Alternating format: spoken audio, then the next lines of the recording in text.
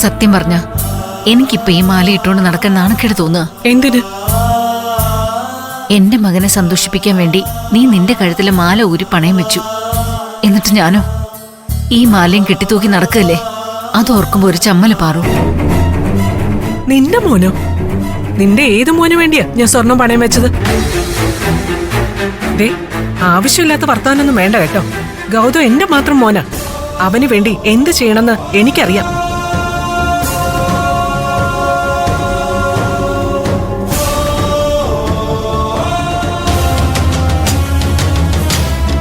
നന്ദു, ആ ബിൽ എമൗണ്ടിന്റെ കൂടെ ഞാൻ ഒരു 10,000 കൊണ്ട് ഇട്ടിട്ടുണ്ട്.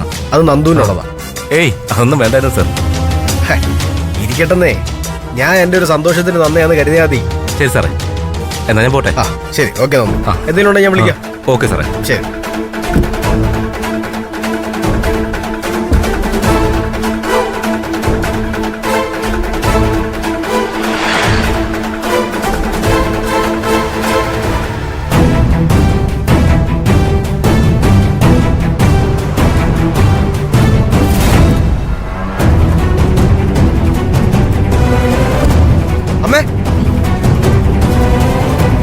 അമ്മ ഇതവിടെ പോയിട്ട് വരുവോ?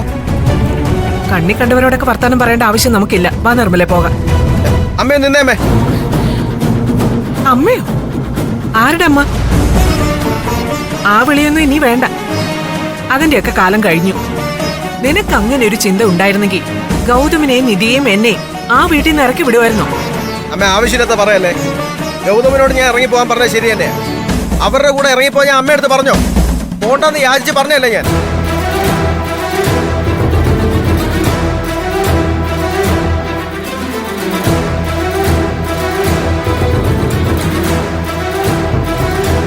അമ്മയുടെ കഴുതി കിടന്ന മാല എവിടെ? ഇതൊന്നും മഞ്ഞച്ചരട്. ഈ കയ്യിലെന്തുവാ? ഇനി എന്നാ നോക്കട്ടെ.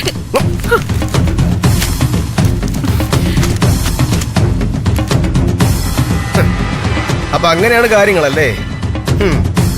കയ്യില് കുറെ നോട്ടുകള്, കഴുത്തി കിടക്കുന്ന മാല കാണാനും.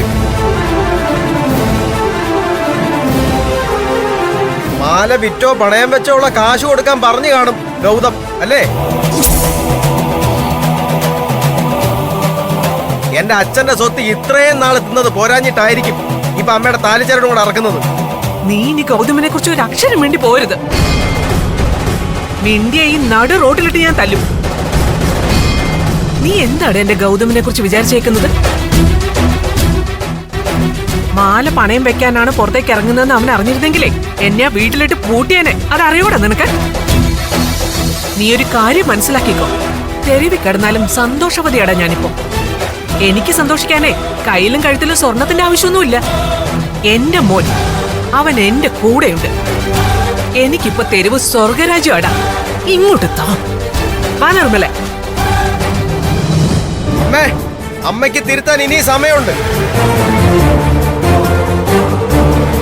തെരുവിൽ കിടക്കേണ്ടവളല്ല എന്റെ അമ്മ. വാ, നമുക്ക് വീട്ടിലോട്ട് പോവാം. അവിടെ ഒരു രാജ്ഞിയെ പോലെ ജീവിക്കാം അമ്മയ്ക്ക്. എടാ, സ്വർഗത്തിലെ പട്ടിയാവുന്നതിലും നല്ലതേ നരകത്തിലെ രാജ്ഞിയാവുന്നതാ. നിന്റെ ആ സ്വർഗം ഉണ്ടല്ലോ, അവിടുത്തെ പട്ടിയാവാൻ ഇനി പാർവതിയെ കിട്ടില്ല. എനിക്കെന്റെ ഗൗതമിന്റെ നരകം മതി. എന്റെ മോന്റെ കൂടെ ഞാൻ ജീവിക്കും. എവിടുന്നോ ദത്തെടുത്തോണ്ട് വന്ന ഒരു അനാഥനെ ഇങ്ങനെ എന്റെ മോനെന്ന് വിളിക്കാൻ നാണമില്ലേ അമ്മയ്ക്ക്?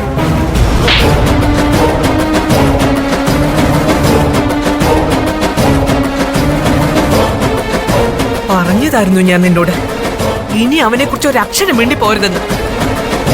നീയൊന്നും ഇനി ഒരു 7 ജന്മം ജനിച്ചാലും രക്ഷപ്പെടാൻ പോകുന്നില്ലടാ. കാരണം നിനക്ക് എന്റെ ശാപമുണ്ട്. ആ ശാപം ജന്മങ്ങളോളം നിന്നെ പിന്തുടരും. സ്വന്തം മകനെ ശപിക്കുന്ന നിങ്ങളൊരു അമ്മയാണോ? എങ്ങനെ നാവ് പൊങ്ങുന്ന ഇങ്ങനെയൊക്കെ സംസാരിക്കാൻ? വരുന്നില്ലെങ്കിൽ വരണ്ട. വീട്ടിലേക്ക് തിരികെ വിളിച്ചത് എന്റെ മര്യാദ. എവിടെയെങ്കിലും ചെന്ന് താമസിച്ചോട്, എനിക്കെന്തുവാ?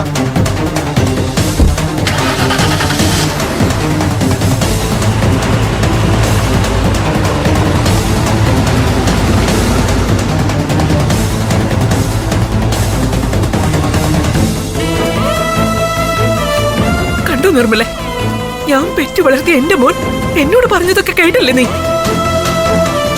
ശരിക്കും ശാപം കിട്ടിയവൾ ഞാനാ നിർമ്മല. ഇവനെ പോലെ എടുത്തിന് ജന്മം കൊടുക്കേണ്ടി വന്ന പാപിയാ ഞാൻ. നീ സമാധാനിക്ക് പാറു. എല്ലാ സ്നേഹവും നിനക്ക് തരാൻ ഗൗതമില്ലേ? അതിൽ കൂടുതൽ എന്താ വേണ്ടത്? എന്റെ മോനെ അവൻ വിളിച്ചത് കേട്ടില്ലേ? ആ വിളിയുണ്ടല്ലോ പാറു, എന്റെ നെഞ്ചു പൊട്ട് സഹിക്കാൻ പറ്റുന്നില്ല എനിക്ക്. അയ്യോ അയ്യോ എന്ത് പറ്റി? അയ്യോ പാറു, പാറു എന്ത് പറ്റി? അയ്യോ ഭഗവാനെ, പാറു പാറു പാറു പാറു. അയ്യോ ഓട്ടോ വരുന്നുണ്ട്.